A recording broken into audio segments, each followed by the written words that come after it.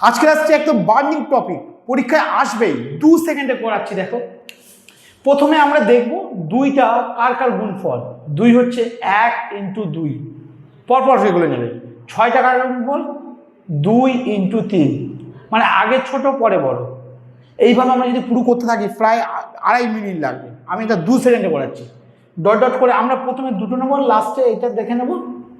লাস্টে কার কার গুণফল 10 into 11।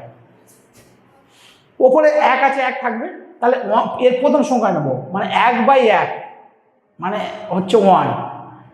Plus থাকবে বা মাইনাস থাকবে, সবসময় মাইনাস দেবো। মাইনাস এর লাস্ট মানে 11, ওপর তো 1 আছে, তাহলে 1/11।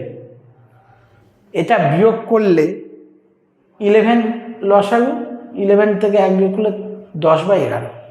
কত সহজ।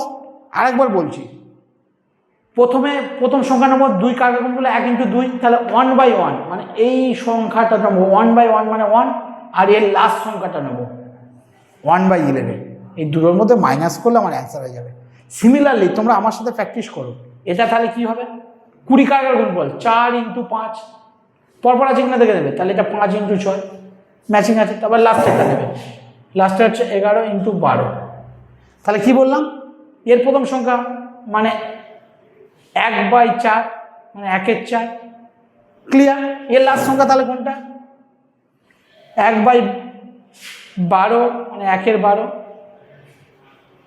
লসাগু করো 12,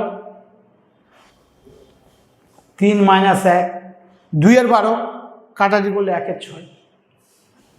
এত ইজি। তাহলে কত শর্ট প্রসেস হয়ে গেল।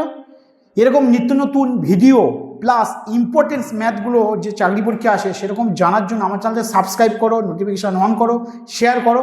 পুরো হুবুও তোমরা কমন পেয়ে যাবে এই ভিডিওগুলো দেখলে। Thanks for watching my video.